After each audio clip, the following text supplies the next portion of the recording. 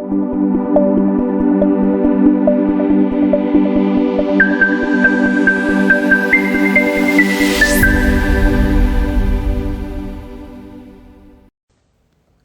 bonjour, bienvenue dans ce mardi motivation. J'espère qu'on m'entend. Si jamais vous venez passer par là et que vous ne m'entendez pas, faites-moi savoir parce que j'ai mis mon micro normalement. Il est censé passer, mais on ne sait jamais. Donc aujourd'hui, on va parler de la richesse en général. Mais avant de commencer à parler de la richesse, je vais parler un petit peu d'un prérequis. Et là, on va parler plutôt des choses qui nous font développer pour y atteindre. La richesse immatérielle, si tu veux. Parce que la richesse physique se déploie uniquement lorsque les éléments de richesse immatérielle sont présents. Et avant de commencer, je vais juste parler de la réalité du monde économique, du monde des affaires. C'est des déceptions complexes, c'est la cruauté parfois, c'est parfois des beaux parleurs, c'est parfois de la manipulation ou de la diplomatie hypocrite. C'est parfois de l'autodestruction, c'est parfois des compromis, c'est parfois des retombées fâcheuses, spirituellement et physiquement, c'est parfois des déboires, c'est parfois du charlatanisme, c'est parfois des frustrations, c'est parfois des risques, c'est parfois des manipulations et des manipulations démoniaques, c'est parfois de la tromperie, c'est parfois de la tricherie. Toutes ces choses-là, ce sont les choses qui constituent le monde de la richesse dans les affaires. Et je vais t'expliquer pourquoi il y a toutes ces forces contraires qui sont présentes en t'expliquant quelles sont les choses qu'il faut développer pour pouvoir y arriver. Alors pourquoi je parle de la richesse immatérielle et en même temps je parle des affaires? Parce qu'en réalité, on ne peut développer de la richesse immatérielle que lorsque l'on sert les autres. Et le meilleur outil, le meilleur moyen pour servir les autres, c'est au travers des affaires. Tu ne peux pas servir les autres autrement que en leur vendant un service ou un produit. C'est beaucoup plus facile de le faire ainsi. Si tu le fais bénévolement, c'est que tu as une source d'approvisionnement qui est autre, évidemment. Mais tous ces éléments font partie d'une vie des affaires, d'une vie normale des affaires. Et c'est la raison pour laquelle beaucoup ne deviennent pas millionnaires, parce que une fois que tu sais que tu as cet appel à faire les affaires, il y a des raisons pour lesquelles tu ne deviendras pas millionnaire. C'est parce que tous ces éléments-là sont des éléments réputatifs qui font en sorte que beaucoup de gens ne veulent pas rentrer dans ce monde à cause de tout ce que j'ai cité. Donc l'autodestruction, les compromis, les déboires, le charlatanisme, les risques, les frustrations, les manipulations démoniaques, tout ce dont on a parlé. Mais ce n'est pas de ça dont on va parler aujourd'hui. Aujourd'hui, on va parler de cette richesse fondamentale qu'il te faut développer pour pouvoir atteindre la richesse matérielle, si tu veux. Je dis que pour atteindre la richesse matérielle, il te faut absolument entrer en contact avec ces points que j'ai énoncés, de manipulation démoniaque, tous ces points que j'ai énoncés qui sont quand même des choses qui rebutent la plupart des gens, qui font en sorte que toi et moi, on ne va pas forcément en affaire, parce que ce sont des choses qui sont présentes, les frustrations, les compromis, le charlatanisme, le risque, toutes ces choses-là font partie du monde naturel, c'est un vocabulaire naturel dans les affaires, et beaucoup de gens rechignent, beaucoup de gens n'ont pas envie de découvrir ce monde-là. Voilà pourquoi ils ne prennent pas le risque. Mais là, aujourd'hui, on ne va pas parler de ça. Donc, je vais me présenter, mon nom est Christelle, j'accompagne les hommes et les femmes qui désirent gagner du temps à rentrer dans leur destinée. Et aujourd'hui, on va parler des richesses immatérielles, de cette richesse immatérielle qui te permet d'atteindre les richesses matérielles.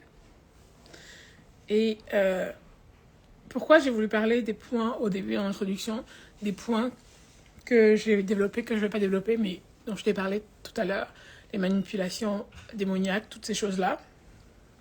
Parce qu'en fait, il y a comme une force contraire qui, comme une chape qui surplante la richesse immatérielle. Toutes ces choses-là, les frustrations, les manipulations, la diplomatie hypocrite. Toutes ces choses que l'on retrouve dans le monde des affaires qui rechignent la plupart des gens qui ne sont pas, 90% des gens ne peuvent pas rentrer dans ce monde-là parce que ce sont des valeurs qui sont contre nature pour eux, qui vont à l'encontre de ce qu'on leur a appris. Donc, c'est des forces naturellement qui sont contraires à l'évolution de l'homme et des forces naturellement qui viennent mettre une barrière naturelle à l'enrichissement humain, à l'enrichissement matériel. Mais au même titre qu'il existe des forces contraires qui viennent mettre comme le chef de plomb, qui empêchent l'enrichissement matériel des êtres humains, il existe des forces immatérielles qui, elles, viennent renforcer cet autre toi qui te permet d'atteindre cet enrichissement matériel. Et ces forces immatérielles, c'est ça qu'on va voir aujourd'hui. J'espère que l'on m'entend. Si jamais quelqu'un passe là et qu'on ne m'entend pas, merci de nous prévenir et de nous signaler pour qu'on puisse changer les choses, parce que ce serait dommage que depuis je parle et en fait on ne m'entend pas. Ce serait vraiment dommage. Donc, la première des choses qu'il te faut développer, pour développer, c'est cette richesse immatérielle qui te mène au bien matériel. C'est développer ta capacité de croire. Ta capacité à croire.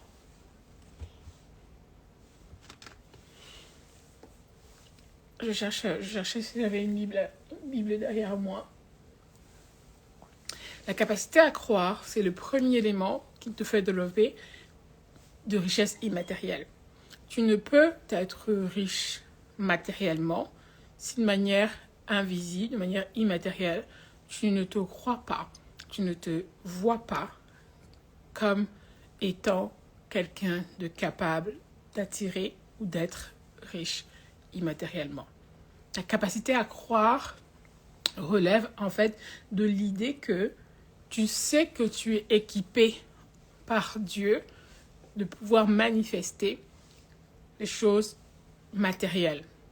Mais ça, tu le crois de manière immatérielle. Tu le crois à l'intérieur de toi. Ta capacité à croire, c'est le premier point. La foi, c'est quelque chose qui est la base de tout enrichissement. Et contrairement à une croyance populaire, les riches ont beaucoup de foi. Beaucoup de foi en ce qu'ils font. Beaucoup de foi ont la capacité de leurs idées, de leur créativité, de leur imagination, de leur conduire à la richesse. Contrairement à toi, il a beaucoup plus de foi que toi. Capacité de croire. Croire en ce que Dieu lui a donné comme talent. Croire en ce que les ressources qu'il a autour de lui peuvent concourir à son enrichissement matériel. Mais il le croit d'abord de manière immatérielle. Donc, premier point, la capacité à croire. Et cette capacité à croire se passe sur dans mon cas, sur beaucoup d'éléments immatériels, donc spirituels. Par exemple, une des choses sur lesquelles moi je la base, c'est le Seigneur dit, je veux que tu prospères à tous égards, comme prospère l'état de ton âme. Si quelqu'un se souvient du verset, ici, vous pouvez le mettre en bas. Quand la Bible dit, je veux que tu prospères à tous égards, c'est parce que l'âme humaine, naturellement connectée à Dieu, prospère naturellement dès la base. Et c'est pour ça que Dieu dit à tous égards, parce qu'il y a aussi des aspects, des éléments d'immatériel, de santé physique, de santé émotionnelle, de relation aux autres, qui rentrent dans ce tous égards. Ok? Donc, premier point, la capacité que l'individu a à croire, qui se base sur la foi de ce que Dieu dit qu'il peut accomplir, qu'il peut faire avec lui. Donc ça relève aussi beaucoup de l'humilité. Cette capacité à croire te renvoie aussi à un état d'âme humble. Et c'est important de comprendre que ceux qui ont du succès, contrairement à ce que tu crois, ont parfois plus de foi que toi. Et ils sont bien des fois beaucoup plus humbles que toi. Et c'est important de le comprendre.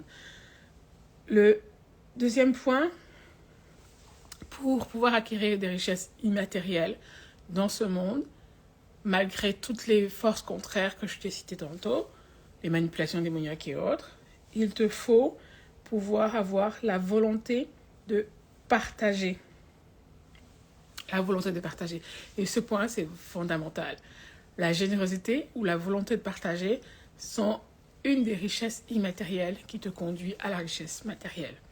Pourquoi? Les gens qui sont égoïstes, repliés sur eux-mêmes, centrés sur eux-mêmes, ne pourront jamais atteindre un certain niveau de richesse immatérielle parce qu'ils ne pensent pas à faire du bien aux autres. La place que tu occupes aujourd'hui dans le cœur des gens est proportionnelle en fait à l'espace que tu leur donnes, aux choses que tu partages dans la vie avec ces personnes-là. Donc tout simplement, il n'y a pas de secret à ça. Plus tu donnes aux gens, plus tu as une place importante dans leur cœur. Et le deuxième point, la volonté de partager et en fait développer ce sens du partage, développer cette habitude de partage qui forcément, c'est ça en fait qui te donne à la base une des richesses immatérielles. La volonté de partager. Et malheureusement, très peu de gens l'ont.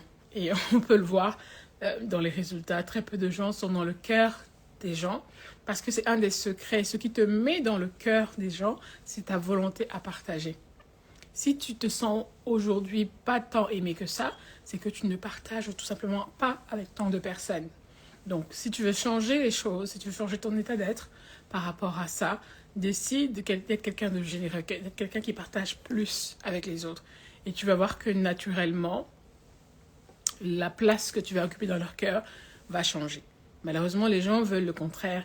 Ils veulent la place dans le cœur des gens, mais ils ne font pas ce qu'il faut faire, c'est-à-dire donner, partager, avoir cette volonté de partager aux autres, qui fait en sorte qu'ils aient cette place dans le cœur des gens. C'est comme s'ils veulent que les choses marchent à l'envers, mais non, ça ne marche pas comme ça. Ça ne marche pas comme ça. C'est fais d'abord le partage, et ensuite tu as de la place dans le cœur des gens. C'est pas désir la place dans le cœur des gens et tu ne donnes rien en retour. Ça ne marche pas comme ça. Donc le deuxième point, c'est la volonté de partager qui te crée une richesse immatérielle. Qui est une richesse immatérielle. Le troisième point, c'est le travail qu'on aime ou un travail qu'on aime. Un des principes de l'enrichissement, c'est que tu ne peux t'enrichir que lorsque tu fais quelque chose que tu aimes. Toutes les personnes riches que vous admirez sont riches parce qu'elles font ce qu'elles aiment. Jeff Bezos avec Amazon, il était certes libraire. Avec sa femme, ils ont décidé de dématérialiser leur librairie. Mais à la base, ils aimaient ça. Ils aimaient vendre des choses, des livres rares à des individus. Évidemment, ça s'est transformé en livres et puis maintenant de la nourriture et puis maintenant de tout. Ils se sont dématérialisés. Pour pouvoir attirer la richesse immatérielle, il faut faire les choses que tu aimes. C'est un prérequis. Comme le deuxième point, les gens veulent de la place dans le cœur des autres, mais ils n'ont pas cette volonté de partager. Ils n'ont pas cet amour. Il ne faut pas que tu aspires à être aimé des autres. Il faut que tu aspires à partager, à donner aux autres, et ainsi de suite. Et naturellement, la place qui te revient dans leur cœur sera naturelle. Tu seras aimé d'eux. Et pour le troisième point, pareil. Lorsque je fais un travail que j'aime, je prospère d'abord au niveau de mon âme. Mes émotions, l'âme c'est le siège des émotions, l'âme est dans le sang, selon Lévitique, mais l'émotion que j'ai, la joie que j'ai quand j'accomplis des choses que j'aime faire, fait en sorte que j'ai cet état d'âme de quelqu'un qui aime ce qu'il fait. Et donc ça matérialise forcément de la richesse. Les gens riches sont riches. Je prends l'exemple de Jeff Bezos ou de Bill Gates d'ailleurs, qui fait ses Microsoft. C'est parce qu'il aime faire ça qu'il est riche. C'est pas tant parce qu'il fait ça qu'il est riche, mais c'est parce qu'il aime produire des processeurs, même si après il peut y avoir un problème de monopole, qu'il a créé un monopole, que personne ne peut faire véritablement son personal computer en dehors de Microsoft ou de Mac. Mais à la base, il aime faire ce service à l'humanité. C'est pour ça qu'il le protège. Il aime faire ce service. Dans le troisième point, faire un travail que tu aimes. Le quatrième point, c'est la discipline personnelle. Une des clés de la richesse immatérielle, c'est la discipline personnelle. La discipline, c'est quoi? C'est faire ce que je sais que je dois faire et non pas ce que je ressens et non pas ce que j'ai envie.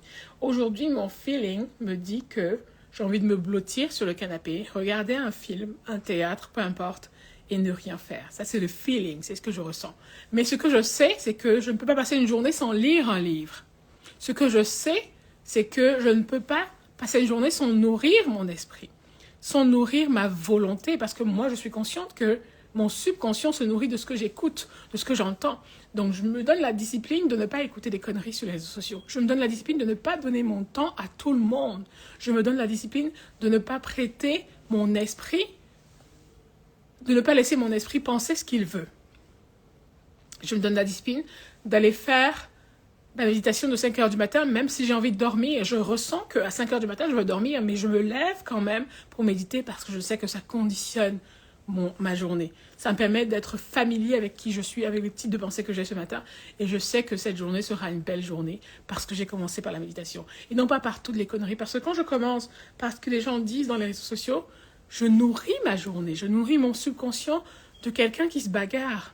De quelqu'un qui a dit des choses qui ne sont pas en alignement avec ce que je veux accomplir. Donc, je nourris ma vie de choses qui ne le grandissent pas. Et on s'étonne qu'on stagne, on n'avance pas. Donc, apprendre à pratiquer la discipline personnelle, donc faire ce que je sais que je dois faire et non pas ce que j'ai envie. Ça, c'est le premier élément. Et le deuxième élément de la discipline, ça veut dire aussi que je fais ce que je sais que je dois faire, même lorsque les circonstances sont contre moi. J'ai prévu que je devais, par exemple, envoyer un email pour me permettre d'avoir telle ou telle chose, ou je devais appeler telle personne pour me permettre de rentrer en contact avec elle, une sœur, un frère, une mère que je n'ai pas appelé depuis. Ce que je sais que je dois faire, c'est passer le coup de fil. Ce que j'ai pas envie de faire, c'est peut-être pas prendre le temps de le faire, parce que l'émotion que ça réveille, parce que. Donc ça, c'est le feeling, l'émotion que j'éprouve de devoir faire cet appel. Mais parce que je décide que je vais être disciplinée, je vais faire ce que je dois faire, je fais cet appel malgré que mon cerveau ne le entende pas ainsi. Développer cette habitude de pratiquer la discipline est un des secrets de l'enrichissement immatériel qui est spirituel, c'est au travers de la discipline personnelle. Et les gens ont vu la discipline juste comme le fait de pouvoir ranger les assiettes, pouvoir ranger les vêtements, pouvoir ranger... Non, la discipline, ce n'est pas ça. La discipline, c'est faire les choses que je sais que je dois faire pour pouvoir accomplir l'objectif voulu, désiré. Donc, une discipline personnelle, celui qui n'est pas maître de lui-même ne peut jamais devenir maître de quoi que ce soit. Si tu n'apprends pas à être maître de toi-même, tu ne seras maître de rien du tout, de quoi que ce soit. Et si tu n'es maître de rien du tout, tu ne seras jamais riche parce que la richesse matérielle obéit à ce principe de richesse immatérielle de la discipline qui te rend maître de quelque chose et qui te permet d'accomplir autre chose. C'est comme si Dieu avait renfermé dans la conscience universelle de l'homme, du fait que tu sois conscient que la richesse de Dieu existe, elle est disponible pour toi, mais tu ne le manifestes pas. Tu ne manifestes pas, par exemple, la voiture qui va te permettre de te transporter, ou tu ne manifestes pas la maison qui va te permettre de t'abriter, parce que tu n'es pas riche spirituellement. Tu n'es pas connecté à cette conscience infinie de la richesse illimitée de Dieu. Et tu es connecté plus à cette idée de manque, tu es connecté plus à cette idée de limitation que tu vis au quotidien. Alors que tu as besoin de te rattacher de manière beaucoup plus proche à cette idée de richesse de Dieu. Et ça passe forcément par une des lois externes de la richesse qui est la discipline personnelle. C'est important de le comprendre. C'est vrai qu'à l'école, on me parle de discipline, mais ce n'est pas vraiment très bien expliqué. Et puis nos parents aussi, ils n'insistent pas vraiment. Ils insistent sur la discipline de convenience, de fais ta chambre, fais la vaisselle, nettoie le sol. C'est pas de ça dont on parle. La discipline, c'est faire la chose que je sais que je dois faire. C'est devenir maître dans quelque chose qui te permet de t'enrichir. La discipline personnelle est un élément de l'enrichissement et toutes les personnes riches, que tu connaisses ou pas, à un moment donné, ont développé la discipline. Tu ne peux être riche si tu ne deviens maître de rien du tout. Deviens maître de ton temps, ça te mènera forcément vers l'enrichissement. Deviens maître de ta vie, ça te mènera forcément vers l'enrichissement. Donc, une des lois immatérielles de la richesse, c'est le 4e point, développer la discipline personnelle. Le 5e point, je suis passée de 4 à 11, c'est grave. Le 5e point, c'est un élément important, c'est développer l'harmonie ou la capacité d'avoir des relations humaines saines. Personne n'est avec cette capacité. Nous tous ici, on a nos problèmes. Nous tous ici, on a des choses qu'on apprend, on a des lacunes, on a des choses qu'on n'a pas appris en naissant, en grandissant. Nous tous ici, on a des choses qu'on doit développer. Mais ce 5e point développer la capacité d'avoir de l'harmonie dans les relations humaines fait partie d'un des 5e principes de la richesse. Tu ne peux pas être riche si tu n'as pas développé ta capacité à avoir de l'harmonie dans les relations humaines. Et j'ai bien dit, nous tous ici, on ne naît pas avec. Nous tous ici, c'est quelque chose que l'on apprend. C'est pas quelque chose que nos parents nous donnent. Donc, il n'y a pas de culpabilité à avoir, il n'y a pas de rejet à avoir, il n'y a pas de pensée limitante à avoir, parce que c'est des choses que l'on apprend. Personne ne naît avec une capacité excellente de développer des relations avec sa mère, son père, ses frères et sœurs, ses amis, ses collègues, peu importe. Mais c'est des choses qui s'apprennent. Et cette compétence immatérielle, cette compétence de la richesse matérielle, développer l'harmonie dans les relations humaines, c'est Dieu qui a voulu ainsi. Tu ne peux être riche si tu n'as pas appris à développer l'harmonie dans tes relations humaines. Dieu a voulu ça ainsi parce que c'est la force de la multitude de personnes qui crée un être humain riche. C'est pour ça que dans la Bible, il dit l'élévation ne vient ni de l'Occident, ni de l'Orient, ni de l'Ouest, ni du Nord, mais c'est Dieu qui élève. Parce qu'un être humain qui veut être élevé doit rentrer dans le cœur de plein d'autres êtres humains. Et pour rentrer dans le cœur de plein d'autres êtres humains, il faut que tu laisses la place aux choses qui leur servent, eux, dans ton cœur et dans ta vie en général. Il faut que c'est comme si tu dois les injecter de ton amour, de ta volonté, de ta bienveillance, de tout ce qui les fait du bien à eux. C'est considérer les autres comme étant les personnes qui ont le plus d'importance au monde. C'est ça qui va te permettre de développer une relation saine. Et ça te permet aussi, en deuxième, de développer la compréhension ou l'acceptation des autres. Parce que souvent, on est dans le jugement, souvent, on est dans la critique, mais tu ne sais pas, en fait, quel est le vécu de la personne. Tu ne sais pas quelle est sa réalité. Même ton père, ta mère, toi même un jumeau, tu ne sais pas qu'est-ce qui se passe dans l'âme de la personne pour pouvoir avoir des relations de jugement ou des relations de critique. Donc, les gens qui sont riches, matériellement, c'est parce qu'ils ont cette richesse immatérielle de développer des relations harmonieuses avec les autres êtres humains. Ça, c'est une des compétences les plus importantes.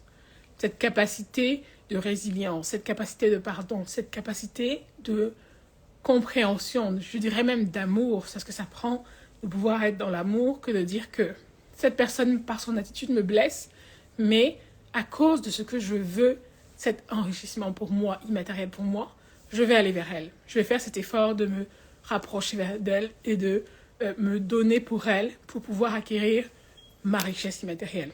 Donc le 5e point, développer des relations humaines harmonieuses avec les autres. C'est pour ça que beaucoup de gens ne comprennent pas. Il y a des gens qui se mettent comme valeur de ne jamais critiquer, de ne jamais juger, de ne jamais gossiper, de ne jamais avoir un regard condescendant autre que si c'est un regard de compassion vis-à-vis des autres. Et lorsque tu comprends ça, tu comprends que la richesse matérielle sera juste la conséquence qui viendra à toi. Et tous les gens qui veulent riches, qui ne pratiquent pas ça, c'est parce qu'ils n'ont pas compris que c'est une loi, c'est une des lois fondamentales de l'enrichissement, avoir des relations saines avec les autres. C'est Dieu qui a voulu ainsi, ça fait partie des lois de la gravité, de la finance, si tu veux, de l'argent, des biens immatériels. Donc c'est vraiment important de comprendre cela. Le 6e point. Le 6e point, et le point super important, c'est de développer sa capacité à comprendre les autres. Ça ne revient pas du tout à la même chose que développer l'harmonie dans les relations. Développer sa capacité à comprendre les autres, ça te fait développer ta capacité à te comprendre toi-même. Si je me comprends, je comprends le type de pensée que j'ai. Je comprends le type d'environnement. Je vous dis toujours, l'environnement, ce sont les énergies en mouvement, emotion. Si je comprends le type d'émotion, le type d'énergie, le type d'environnement dans lequel je suis, je me comprends moi et j'ai une plus grande capacité à comprendre les autres. Donc le 6e point, développer cette capacité à comprendre les autres. Les autres, c'est important de se comprendre, mais il y a un principe qui dit que celui qui veut comprendre les autres, autrui, doit d'abord se comprendre lui-même. Si je veux développer cette capacité à comprendre les autres, ça veut dire forcément je développe la capacité à me comprendre moi. Et les Grecs disaient kalos, kagatos, begen, agan, connais-toi toi-même. Connais-toi toi-même dans le sens où Pour développer la capacité à comprendre les autres, je dois d'abord développer la capacité à me comprendre moi. Si je me comprends, je comprends mon type de fonctionnement, comment est-ce que mon cerveau fonctionne, comment est-ce que ma vie est fonction de 96% de mon subconscient. Je sais que les 4% de mon conscient, c'est-à-dire que les choses dont je suis consciente, ne représentent rien. Alors je fais attention à ce qui se passe autour de moi. Je fais attention à ce que je manifeste dans mon subconscient, parce que c'est ça qui base ma vie. 96% de mes actions dépendent du subconscient. Donc, si ça dépend du subconscient, ça veut dire que toutes les pensées, comme les prompteurs dans les films là, qui défilent, toutes les pensées qui défilent inconscientes que je n'attrape pas, je fais attention à ça. Toutes les choses que j'écoute, je fais attention. Tout ce que je vois, je fais attention. Tout ce que j'entends, je fais attention. Parce que c'est ça qui véhicule, c'est ça qui va être la base de mes actions. 96% de ma vie se passe au niveau de mon subconscient. Alors, je dois comprendre cette capacité à me comprendre et à comprendre les autres.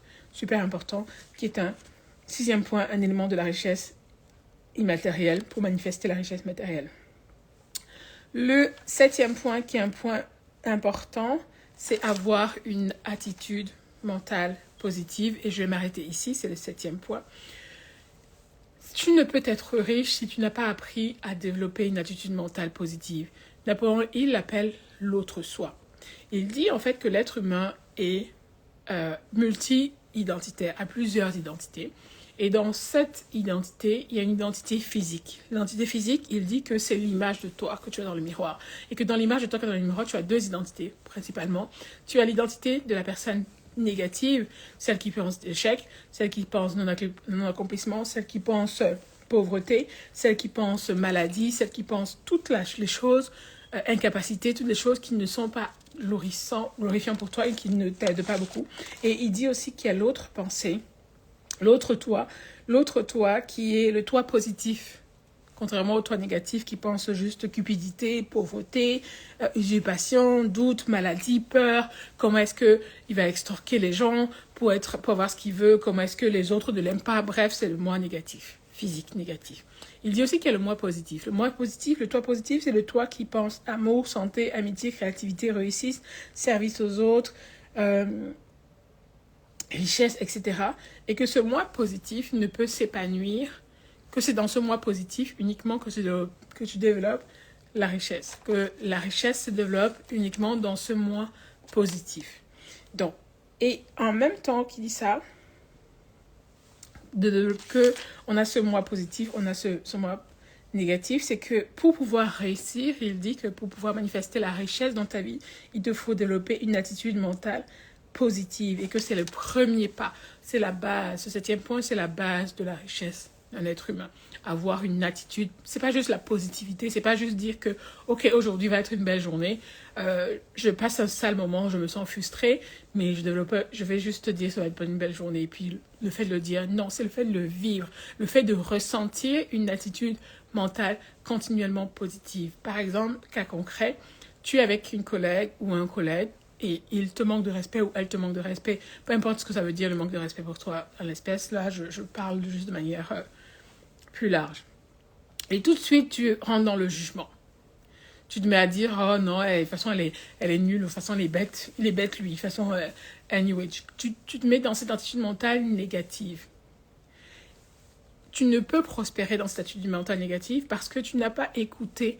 Souvent je vous dis dans la motivation que lorsqu'une personne te critique, prends le temps d'écouter. Parfois, c'est Dieu qui pense au travers de cette personne. C'est Dieu qui parle au travers de cette personne.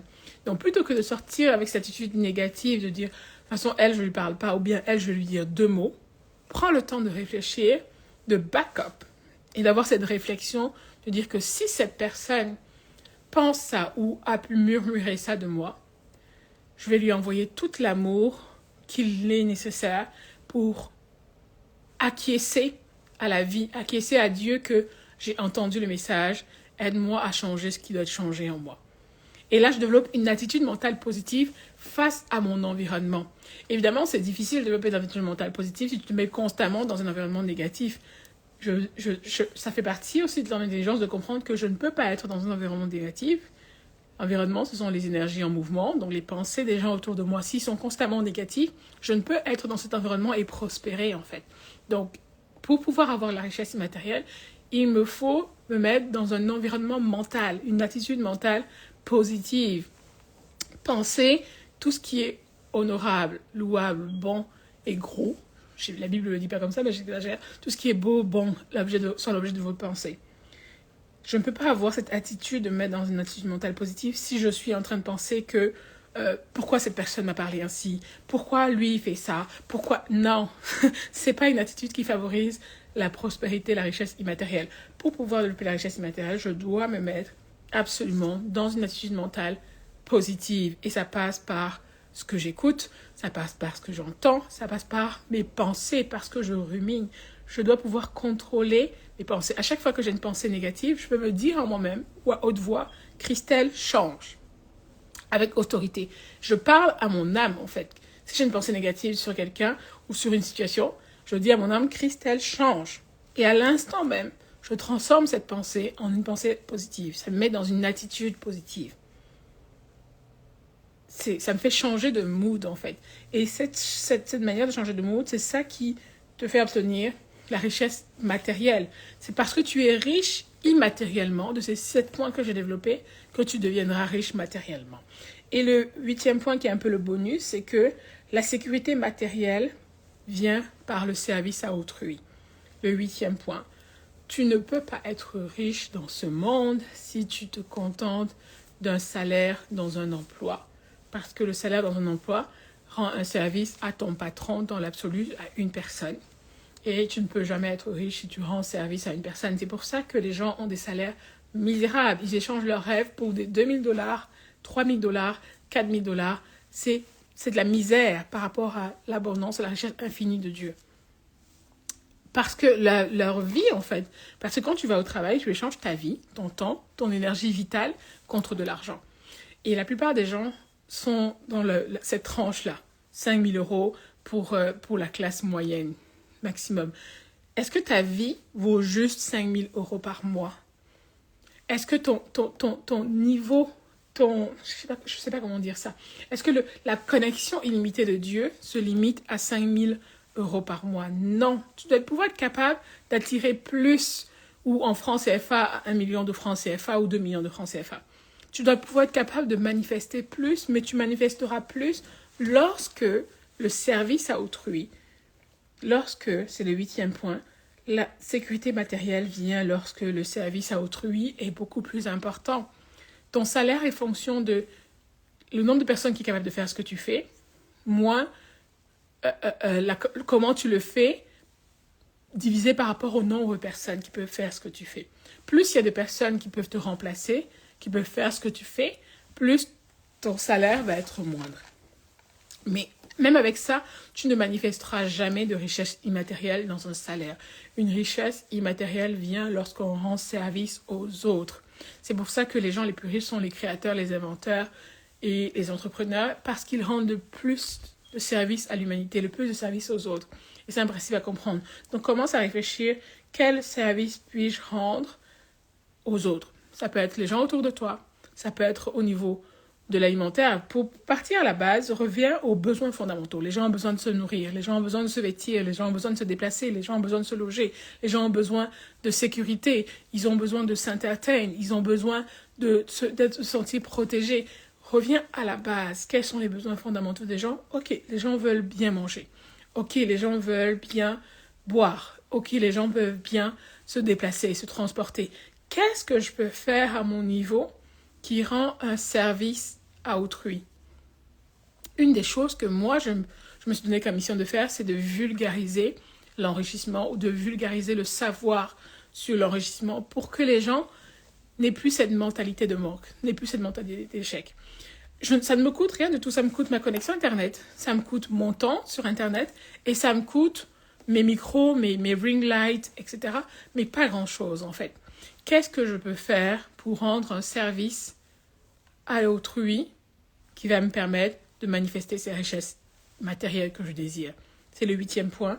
Quel est le service financier matériel que je peux rendre à autrui qui va me permettre de m'enrichir? Il n'y a pas de secret. On ne devient pas riche par un salaire, on devient riche parce qu'on rend service aux autres.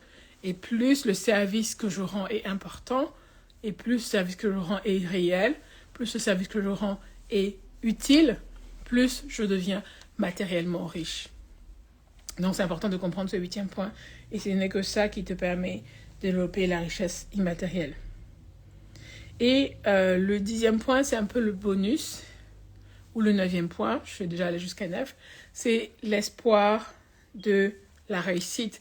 Tu ne peux pas réussir immatériellement si tu ne crois pas. Si tu n'as pas espoir de réussir, ça n'a pas de sens. Il est inadmissible, il est impossible à un être humain qui veut réussir de maudire les riches, de mal dire, maudire ça veut dire mal dire, d'insulter les riches, de douter de leur provenance, de leur richesse, de maudire les gens qui sont dans une situation enviable à la leur. Il est impossible pour un être humain qui est dans une situation où il n'a pas l'espoir de devenir riche. C'est un fondamental, c'est une base. Il te faut développer cette attitude, d'avoir l'espoir de réussir pour réussir. Et c'est vraiment important de comprendre ça dans ce mardi motivation. Tu ne peux manifester de la richesse matérielle si tu n'as pas l'espoir de réussir, l'espoir de le manifester. Je vais m'arrêter ici, c'était vraiment long ce mardi motivation. J'espère qu'on m'entendait bien, j'espère que mon micro passait bien. Je vous dis à une prochaine vidéo à jeudi motivation. Et voilà, prenez soin de vous et comprends que ta richesse matérielle se manifeste lorsque tu développes ces 9 points de richesse immatérielle dont on vient de parler. Et c'est très important de comprendre ça. Évidemment, je ne suis pas rentrée en détail dans le profond de ces points, mais c'est ça qui t'emmène vers la richesse matérielle. Si tu ne développes pas toutes ces capacités-là, eh ben, tu peux oublier le fait de vouloir être riche aussi parce que ça sera antinomique. Ça ne sera pas quelque chose que tu pourras voir de ton vivant si tu ne deviens pas riche immatériel d'abord. Donc c'est tout ce que je voulais partager avec vous. Je vous souhaite une bonne journée et je vous dis à un prochain mardi motivation. Bye, merci à toi, Sharon. Bye.